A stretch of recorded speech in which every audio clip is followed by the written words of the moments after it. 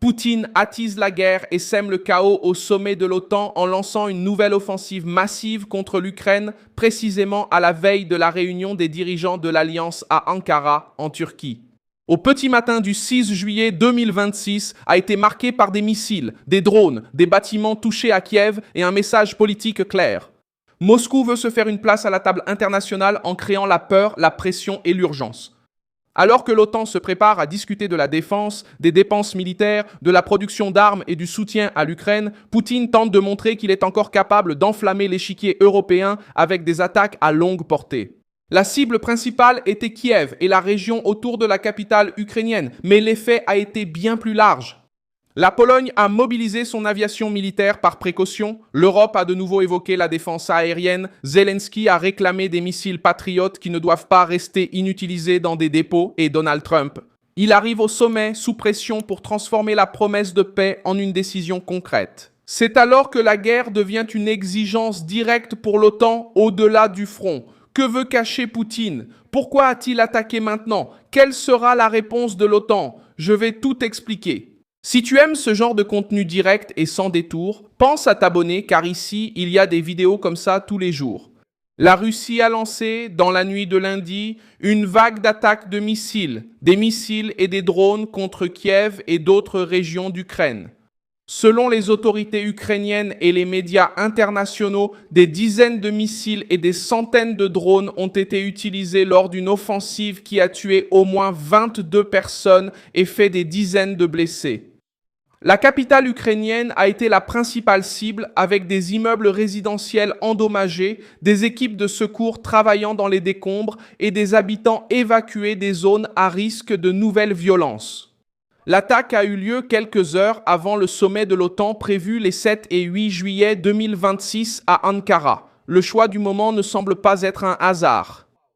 Vladimir Poutine a appuyé sur la gâchette politique avant la réunion pour tenter d'entrer dans le débat par la porte de la peur. Alors que les dirigeants des 32 nations de l'OTAN se préparaient à discuter de la défense, de l'industrie militaire et de l'Ukraine, Moscou a mis le feu au sujet le plus sensible de la table, le manque de défense aérienne suffisante pour protéger les villes ukrainiennes contre les missiles balistiques. L'armée de l'air ukrainienne a indiqué que la Russie avait utilisé 351 drones et 68 missiles lors de l'attaque. Le fait le plus grave concerne les missiles balistiques. Tous les 29 missiles de ce type ont atteint leur cible précisément parce que l'Ukraine ne dispose pas d'assez d'intercepteurs pour les contrer, pour abattre ce type de menace.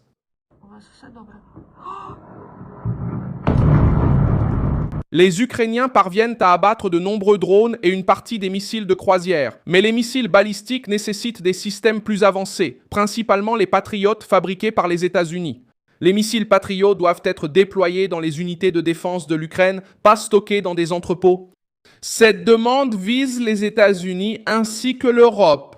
L'Ukraine sait que sans ces intercepteurs, Poutine continuera d'utiliser des missiles balistiques pour frapper les grandes villes, provoquer des morts et forcer la population à vivre sous alerte. Pour Kiev, tout retard dans la livraison entraîne des pertes humaines.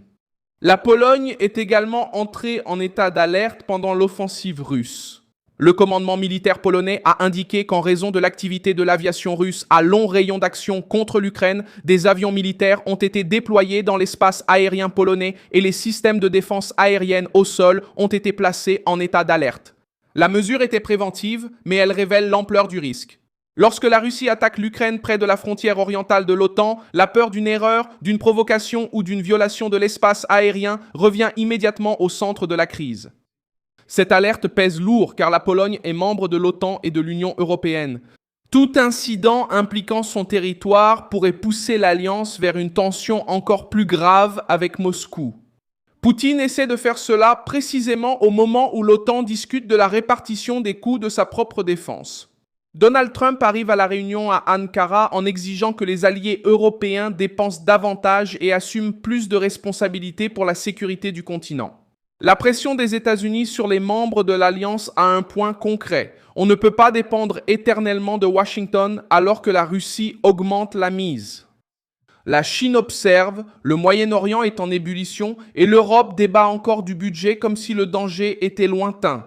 Le secrétaire général de l'OTAN, Mark Rutte, a exigé des plans clairs, concrets et crédibles pour que les alliés respectent les objectifs d'investissement dans la défense. L'objectif discuté est d'atteindre 5% du PIB pour la défense. Ceux qui n'investissent pas dans la défense finissent par dépendre de la bonne volonté d'un autre gouvernement lorsque la crise survient. La réunion à Ankara doit également réaffirmer le soutien militaire à l'Ukraine. On s'attend à ce que les alliés promettent environ 70 milliards d'euros en équipement, assistance et formation pour 2026 sans contribution directe des États-Unis dans ce paquet. Trump veut que l'Europe paye plus, produise plus et assume sa propre part de la guerre. L'Ukraine veut que cet argent se transforme en armes, en défense aérienne et en munitions au bon moment. Ursula von der Leyen, présidente de la Commission européenne, est également intervenue sur le sujet et a déclaré que l'Ukraine avait un besoin urgent de davantage de systèmes de défense aérienne. Elle a affirmé que ce sujet serait discuté lors du sommet d'Ankara. L'Union européenne a également annoncé des transferts dans le cadre d'un plus grand paquet de soutien, y compris des ressources pour l'achat de drones produits en Ukraine même. Moscou accuse l'Ukraine d'attaquer l'infrastructure russe et utilise cela pour justifier de nouvelles représailles. La différence politique est claire. La Russie a envahi l'Ukraine, poursuit la guerre et tente désormais de présenter ses offensives comme une réponse à suas ofensivas como resposta necessária. Moscou a déclaré que ses cibles étaient des installations militaires, des usines d'armement, des zones énergétiques et des sites utilisés pour la réparation de la défense aérienne. Mais les dégâts causés aux immeubles résidentiels de Kiev ont de nouveau mis en évidence l'ancienne contradiction russe. Le Kremlin parle de cibles militaires.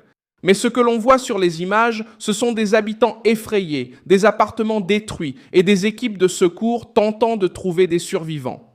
C'est la marque de la guerre de Poutine, appelée opération stratégique, ce qui touche des familles endormies chez elles. Trump intervient aussi dans cette histoire avec sa propre pression. Il a déjà dit qu'il voulait mettre fin à la guerre rapidement, mais à Ankara, la réalité est bien plus dure et bien plus dure. Poutine ne semble pas reculer face aux discussions. Il utilise l'attaque, l'usure et la peur pour négocier en position de force.